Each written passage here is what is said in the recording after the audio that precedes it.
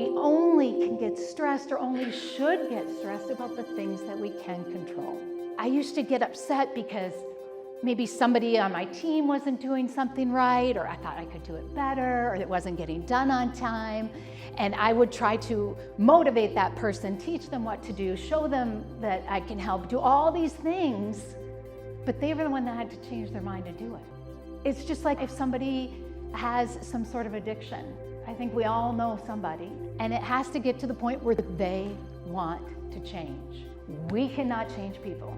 Boy, do I wish we could. Wouldn't that be fun? We'd have all our employees and we'd say, this person's gonna go a little faster, so we turn it up a little. This person's gonna be nicer, we give them a little more personality. I mean, it just doesn't happen.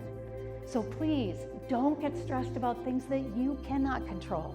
And again, once we figure that out, we can let that go. I know what I personally would get upset about how my dad would act sometimes, especially when he was in the hospital, and he has passed now. But having parents who are ill, who are in failing health, is stressful. Can anybody relate?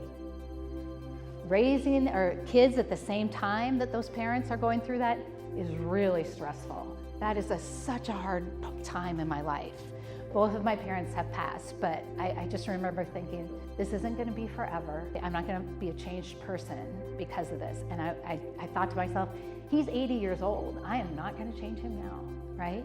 The nurses would come in, physical therapy would come in, and they'd wanna help him. And he's like, no. I'm like, Dad, they're just here to help you. I don't wanna do it. And I'm like, Dad, come on, you know?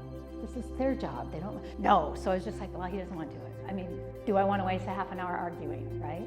No, I don't. I wanna savor that time with that person. Even though we would call them most frequently Generation Y as well. And then we'd say, Generation, why do I have to work? That's what we thought they should be called. Okay, that's my only joke. My jokes are not, I stink tonight. Okay, so in talking with millennials, I worked with a company and they sent out an email that said, I would like you all to attend this meeting.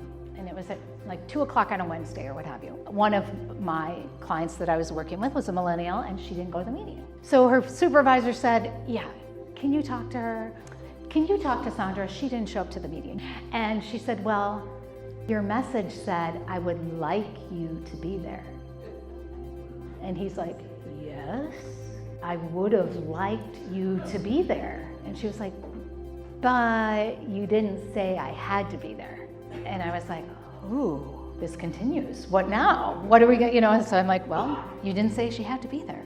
And I said, now, if it was me, I was raised with, we would like you to go to church with us this morning. That meant I'm going to church, so I got it and I would be there. But new generations hear and see things differently.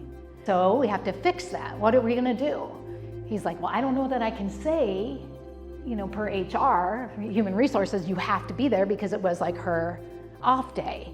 And I said, well, we got to figure something out because you're upset she wasn't there. She's not sure what she did wrong. So we got to figure this out.